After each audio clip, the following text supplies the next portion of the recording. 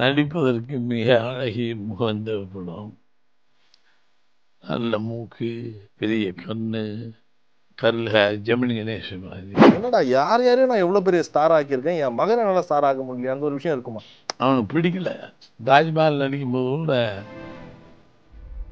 மழையிலையும் வெயிலையும் கஷ்டப்பட்டு அது ஒரு ரணவேதனை டைரக்ஷனுங்கிறது. ஈஸியாக உட்காந்து ஜாலியாக நடித்து சம்பாதிச்சுட்டு போ. கவிதை மாதிரி ஒரு லவ் சொல்ல தெரிஞ்சிருக்க பையனுங்க எனக்கு ஆச்சரியம். இந்த படம் பார்க்குற வரைக்கும் அவன் மேல் பெரிய எனக்கு மரியாதை இருந்துச்சு. பாரதி ராஜா எவ்வளோ ஒரு பெரிய டைரக்டர், அவரோட மகன் அவரோட பெருசா பண்ண முடியாது. பாக்கியராஜ் எவ்வளோ ஒரு பெரிய டைரக்டர், அவரோட பையன். ஸோ இந்த கம்பேரிசன் வரும்போது ஆட்டோமேட்டிக்காக ரெண்டு பெரிய ஜாம்பவான்கள் அவருடைய மகன்கள் வந்து இதுக்கு பலியாகிறாங்களோன்ற மாதிரி ஒரு விஷயம் இருக்கு. கிட்டத்தட்ட ஒரு 20 வருஷத்துக்கு மேல இந்த விஷயம் தொடர்ந்து வந்துட்டே தான் இருக்கு. இப்போ வெளியில இருந்து பார்க்கும்போது எங்களுக்கே எப்படி இருக்குன்னா, ஒரு டைரக்டர்லாம் தாண்டி ஒரு தந்தையா உங்களுக்கு அது எப்படி இருக்கும்? என்னடா யாரையும் நான் எவ்வளவு பெரிய ஸ்டார் ஆக்கியிருக்கேன், என் மகனை நல்லா ஸ்டார் ஆக முடியல, அந்த ஒரு விஷயம் இருக்குமா? அதை contradict between myself and my son. He want to become a director from the beginning. Oh, I want to make him an artist. right. அவனுக்கு பிடிக்கல. தாஜ்மஹால் நடிக்கும் போது கூட you are wasting, please, I want to direct. I don't know. அப்புறம் போடா, அதனுடைய கஷ்டம் என்னன்னு எனக்கு தெரியும். மழையிலையும் வெயிலையும் கஷ்டப்பட்டு அது ஒரு ரணவேதனை டைரக்ஷனுங்கிறது. ஈஸியாக உட்காந்து ஜாலியாக நடித்து சம்பாதிச்சுட்டு போ. அவன் ஒத்துக்கலை. கடைசியில் சுசீந்திரனை ஒரு நாள் சொல்லும், பையன் சொல்கிறது நியாயம் தானே அப்படின்னா, என்ன சுசீந்திரன் என் ஃப்ரெண்டு, இவனும் சொல்கிறானே, இவனு என்ன, சரி பண்ணி பார்ப்போமே, ஆனால் இவனுக்கு என்ன தெரியும் அப்படின்னு நான் நினச்சிட்டு இருக்கேன் பைத்தியாரத்தனமாக. அதுக்கப்புறம் படம் பார்த்தப்பட்டாலே தான் சம்திங். இன்ஃபேக்ட் அவரோட இன்டர்வியூ அப்போ அவர் சொல்லியிருந்தாரு, அப்பாவுக்கு முதல்ல என் மேலே ஒரு டவுட் இருந்திருக்கும் போல, இவன் பண்ணுவானா மாட்டான். அந்த முதல் நாள் முடிச்சுட்டு அடுத்த நாள் வந்த உடனே என்னை பார்த்தோன்னே அழுதுட்டாரு, டே மனோஜ் நான் தாண்டா அவனை வேஸ்ட் பண்ணிட்டேன்னு சொல்லும் போது இப்போ அவரோட கண்களும் அதை கலங்கிறத என்னால் பார்க்க முடிஞ்சுது. ஸோ உங்களுக்கு அது எவ்வளோ ஒரு சந்தோஷம் கொடுத்துருக்கோம் சார்? இத்தனை நாளே என் பையன் ஒரு விஷயத்துக்காக போராடிட்டே இருக்கான், இப்போ அவன் ரூட்டை பிடிச்சிட்டான்ப்பா, அந்த மாதிரியா சார்? படம் முடிஞ்சு நான் ஃபுல் காப்பி பார்க்கல, நான் வேற நடிச்சிருக்கேன். அதுலேயே எனக்கு கொஞ்சம் கான்ட்ராடிக்ட். என்னை போய் இப்படி நடிக்க சொல்லு, அப்படி நடிக்கிறானே, நான் 1000 பேருக்கு நடிக்க சொல்லி கொடுத்துவேன் அப்படின்னு. ஒரு ஒரு கவிதை மாதிரி ஒரு லவ் சொல்ல தெரிஞ்சிருக்க பையனுங்க எனக்கு ஆச்சரியம். இந்த படம் பார்க்குற வரைக்கும் அவன் மேல் பெரிய எனக்கு மரியாதை இல்லை சார். நல்ல பையன், எதை பண்ணுறான், போய் தொலைது, ஏதோ டயட் பண்ணுறது, படம் அதிர்ஷ்டம் ஆயிடுது. இவ்வளவு தூரம் உள்ளே வச்சிருந்துருக்கணும். என் பிள்ளைகிட்ட இருந்ததுன்னு எனக்கே தெரியல. So I did a mistake. அவனை தாஜ்மஹால் நடிக்க வச்சு அதை அவன் நடிகனான்னு டைரக்டரானு என்கிட்ட சண்டை போட்டது நியாயம் கொடுத்து ப்ரூஃப் பண்ணிட்டான். This film is extraordinary love story. So Tamil சினிமாவில் இவங்க பின்னாடி இருக்க போர்ட் மாதிரி தான் தமிழ் சினிமாவை மாற்றிய 3 பேருனா பாரதி ராஜா, இளையராஜா, வைரமுத்து. ஸோ அந்த காம்பினேஷனை வந்து பின்னாடி அங்கே வச்சுருக்கீங்க. அந்த காம்பினேஷனை யாராலையும் மறக்க முடியாது. அப்படி பார்க்கும்போது கிட்டத்தட்ட இவ்வளோ வருஷத்துக்கு அப்புறமும் உங்கள் மகன் கூட இணைஞ்சிருக்காரு இளையராஜா. ஸோ அது எவ்வளோ ஒரு பெரிய விஷயம் இல்லை உங்களுக்கு? அந்த ஒரு நட்பு இப்போ எப்படி இருக்கு? வைரமுத்து அவரை மட்டும் கொஞ்சம் மிஸ் பண்ணுறீங்களோ? தங்கம் தான். இளையராஜாவை பொறுத்தளவுக்கு பத்திரமா தங்கம். அதை நீங்கள் எப்படி வேணும் அவளுக்கு ஜுவல்ஸ் பண்ணலாம். கிரைம் பண்ணுவான், குடும்ப படத்துக்கு பண்ணுவான், எல்லாம் பண்ணுவான். Ilaiyaraaja is a very big asset for Tamil.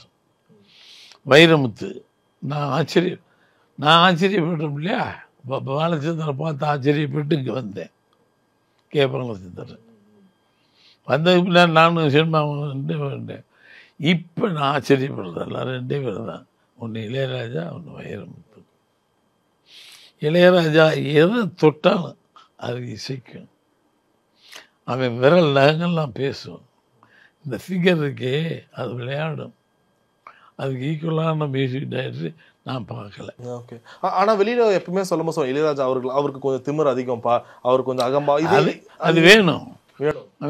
நானே சொல்லுவேன், உனக்கு ரொம்ப திமிருடா, பட் அது வேணும். வித்தகர் இல்லைன்னு வச்சுக்க, தூக்கி போட்டுருவாங்க. அந்த திமிர் அவர் ஒத்துப்பாரு. அவர் என்ன சொல்வார் அது மாதிரி நீங்கள் சொல்லும் போது, உனக்கு திமிர் வேணும்? ஆமையா என்ன அப்போ என்ன இல்லை, பாட்டு பிரமாதமாக இருக்குன்னு சொல்கிறேன். உனக்கு என்ன சங்கீதத்தை பற்றி அப்படின்னு கேட்குறேன். இல்லை அதை அவனை இன்சல்ட் பண்ணுற மாதிரி. அவனுக்கு சங்கீதம் தெரியல, அதை ரசிக்க தெரிஞ்சால் போதும். சரி 85 படிச்சுட்டா பாட்டு பூரா கேட்க முடியும் நான். அதனால இப்போ எல்லாம் செய்திடலாம் செஞ்சது. ரெண்டாவது அவன் தொழிலில் மண்ண காலையில் 7 மணிக்கு எந்திரிச்சான்னா முழிக்கிறதே 6 மணி வீட்டில் தான் முடியும். அவன் மாதிரி ஒரு நல்ல இசைக்கலைஞனை கண்டுபிடிப்பேன். அதே மாதிரி வைரமுத்து நான் பெரிய கொடுத்து வச்சு இந்த 2 பேரோடு இருந்திருக்கேன். ஓகே. ஸோ உங்களுக்கு அந்த ஒரு சின்ன ஒரு நெருடல் இருந்திருக்குமா சார்? இப்போ கிழக்கு சீமையில் ரஹ்மானை யூஸ் பண்ணும்போது வெளியில் எல்லாமே சொல்லுவாங்கள்ல, பாரதிராஜா வேணுன்ட்டு இளையராஜா இது ஆஃப் பண்ணுறதுக்காக தான் ரஹ்மான் கிட்ட போனார் அப்படி சொல்லுவாங்க. இன்ஃபேக்ட் ரஹ்மானுக்கே அந்த படம் ஒரு மிகப்பெரிய ஒரு இது. ஏன்னா அது வரைக்கும் ரஹ்மான் வந்து ஒரு வெஸ்டர்னாக தான் இவர் போடுவார்னு சொன்னதை கிராமத்து சாயலில் மாற்றி காமிச்சார். ஸோ இது 2 பேருக்கும் உங்களுக்கு எப்படி இருந்துச்சு முதல்ல இளையராஜாவை தாண்டி ரஹ்மான் கூட ஒர்க் பண்ணும்போது? நான் ரஹ்மான்கிட்ட வேலை செய்யும்போது ரஹ்மான் வந்து இளையராஜாவை எனக்கு தெரிஞ்சதுனால அவன் சாதாரணமாக இருந்தான். படாங்க இவர் எனக்கு புதுசு. யார்? ரஹ்மான். அவன் சவுண்டில் கேட்கும்போது வித்தியாசமாக இருக்கும். யூஸ்வலாக கேட்ட தமிழ் சவுண்ட் இருக்காது. தமிழ் படத்துடைய கருத்தமாக கிழக்கு சீமையில் இது 2 இளையராஜா பண்ணியிருந்தால் இப்படி பண்ணியிருப்பான். ஐயோ இப்படி பண்ணியிருந்தேன் இப்படி தான் பார்த்துட்டு யோசிப்பேன். இதவே இளையராஜா பண்ணியிருந்தால் அதனுடைய கலர் வேறு, பட் இதனுடைய கலர் வேறு. ரஹ்மான் வெஸ்டர்னைஸ்ட் பண்ணுறது தான் பக்கா தமிழ் இசை கொடுக்கணும். கருத்து பவனி கிழக்கு பேக்ரவுண்ட். ஏன்னா இப்போ எப்படி ஆயிடுச்சுன்னா தமிழ் சினிமாவில் கதைகளுக்கு பஞ்சமாகி மற்ற லாங்குவேஜில் இருந்து படங்கள் எடுக்கிறாங்க. பேன் இண்டியா ஃபிலிம்னு சொல்லிட்டு மற்ற இதில் இப்போ நீங்கள் சிவப்பு ரோஜாக்கள் பண்ணுறீங்க, நீங்கள் நினச்சா அதே கூட டப் பண்ணி பண்ண முடியும். ஆனால் நீங்கள் திரும்ப ரெட் ரோஸ்ன்னு திரும்ப பாலிவுட்லேருந்து எடுக்கிறீங்க. ஸோ அதுக்கான ஒரு மெனக்கடல் இருக்கலாம். ஆனால் இப்போ அந்த மெனக்கடல் கம்மியாயிடுச்சோ, ஒரே படத்தில் மொத்தமாக எழுதிடணும். இது எல்லாத்தையும் தானே உங்ககிட்ட நான் ஆச்சரியப்படுற விஷயம். நீங்கள் வந்து ஸ்க்ரீன் பிளே இப்போ மணிவண்ணன் சாரோட படத்தை நீங்கள் டைரக்ட் பண்ணுவீங்க, கதைகள் இன்னொருத்தங்க. ஆனால் இப்போ வந்து டேரக்டர்ஸ் அது ஒரு கௌரவமாக நினைக்கிறாங்களோ, ஸ்க்ரீன் பிளே, டைலாக், டைரக்ஷன் 3மே போட்டால் தான் நான் டேரக்டர் அப்படி மாறிடுச்சு சார். நீங்கள் எப்படி பார்க்குறீங்க? இந்த வரைக்கும் எனக்கு எத்தனை கதை இருக்கு? 16 வள்ளி, சிகப்பு ரோஜாக்கள், இன்னொரு 3 படம் தான் என்னுடைய கதை. பாக்கியெல்லாம் இரவல் வாங்குவேன். ஏன்னா அங்கிருந்து சேர்றது வேறு. இது ஆணும் பெண்ணும் இணைந்தால்தான் நல்லா போவேன். ஆணுக்கு ஆணை பிள்ளை போடுறது எனக்கு பிடிக்காது. அது மாதிரி கதையை நான் வெளியே இருந்து வாங்குறதில்ல தான். ஆர் செல்வராஜ், கலைமணி, இந்த மாதிரி ரைட்டர்ஸ் என்னை சுற்றி இருந்தாங்க. அவங்கிருந்து வாங்கிக்கிட்டு அதை நான் பிரமாதப்படுத்தும் போது அங்கே டைரக்டரே காணாம, இது ரைட்டர் காணாமல் போயிடும். மேலே நான் ஆக்கிரமிச்சிருவேன், ஃபுல்லாக ஆக்கிரமிச்சிருவேன். ஸோ ரைட்டரை பார்க்கும்போது அவனு இன்னைக்கு வரைக்கும் அதுதான். அதில் ஐ லவ் டு டைரக்ட் எப்பவுமே. 2004 மணிரத்னம் சார் ஆயுத எழுத்தில் ஒரு ரொம்ப சூப்பரான ஒரு கேரக்டர் பண்ணுறீங்க. தமிழ் சினிமா அவங்கள ஒரு நடிகராக இன்னும் கொஞ்சம் பயன்படுத்திருக்கலாமா அப்போது? இல்லை நீங்கள் தவிர்த்துக்கிட்டீங்களா? இல்லை பெருசாக எனக்கு வேண்டாம்ப்பா, நான் இயக்குனராக இருக்கேன், இயக்குனராகவே இருக்கேன், நான் இங்கே நடிக்கிறதுக்காக வந்தேன். அதுக்கப்புறம் வந்து இயக்குனர் ஆகிட்டேன். என் நண்பன் நிவாஸ் கேமராமேன், அவன் ப்ரெஸ் பண்ணி அவனுக்கு சொந்தம் படாது கல்லுக்குள்ளீரும் நீ நடித்தான்னா சரி, இவ்வளவு நெருக்கமாக அவன் நடிப்போம்னு அதில் நடித்தேன். அதோட எனக்கு பெரிய இன்ட்ரெஸ்ட் கிடையாது. பொதுவாக இதில் என்னென்னா நடிப்பதற்கு மிக அழகிய முகம் தேவைப்படும். நல்ல மூக்கு, பெரிய கண், கருள், ஜெமினி கணேசன் மாதிரி. So I don't know act. அப்போ தான் மண்டதனம் தான். யூ வாண்ட் டு பி, ஏதாவது அரசியலுக்கு போக போகிறீங்களா? என்ன விஷயம்? இல்லை அப்படி போகிறதா இருந்தால் நான் வேற ஒரு ஐடியா இருக்கேன். அப்படி போகலன்னா நான் ஒரு கேரக்டர் பண்ணுறீங்க நீங்கள் என் படத்தில். என்ன பண்ணி இப்படி கேட்குற? He gave me a very big amount. I am sorry. நீ நன்மை, அதனால ஒரு பெரிய நான் ரசிக்கிற ஒரு கலைஞன் உனக்கெல்லாம் நீ பண்ணுறேன் பண்ணேன். அதில் அரசியல்வாதியா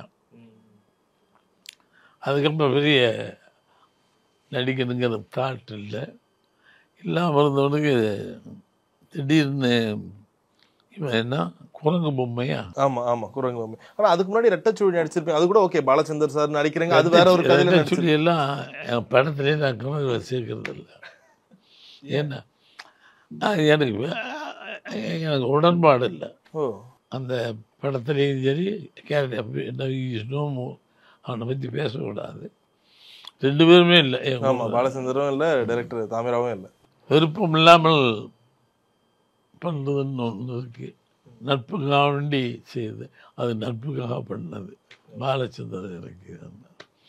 அதுக்கப்புறம் அவங்க மன்றத்துக்கு பண்ணிட்டேன். அப்புறம் எனக்கு பெரிய நடிக்கணும்னு தோணலை. சார், இப்போ நீங்கள் கூட சொன்னீங்களா, என்னோட மகன் வந்து டைரக்டர் ஆகணும்னு ஆசைப்பட்றான், ஆனால் நான் வந்து என் மகனை ஆக்டராக மாற்றுறேன். என்ன காரணம்னா டைரக்ஷன் ஒரே தொல்லை, நிறைய வேலையை இழுத்து போட்டு செய்யணும்னு.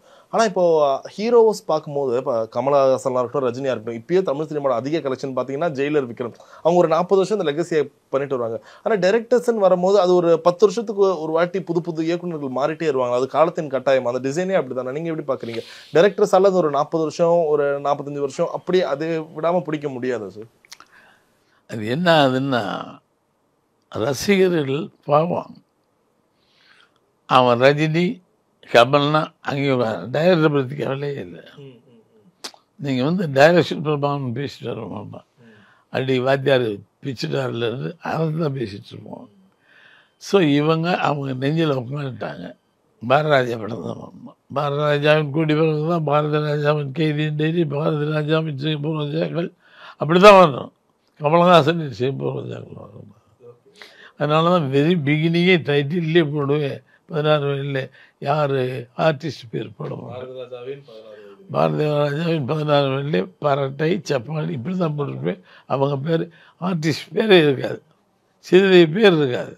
டைட்டில் சொல்லிட்டேன், டைட்டில் கார்டில் உங்கள் பேர் வராது. வெரி பிகினிங்கு கமல்கிட்டையும் சொன்னேன், ரஜினிக்கு சொன்னேன், ஸ்ரீதேவிக்கு சொன்னேன்.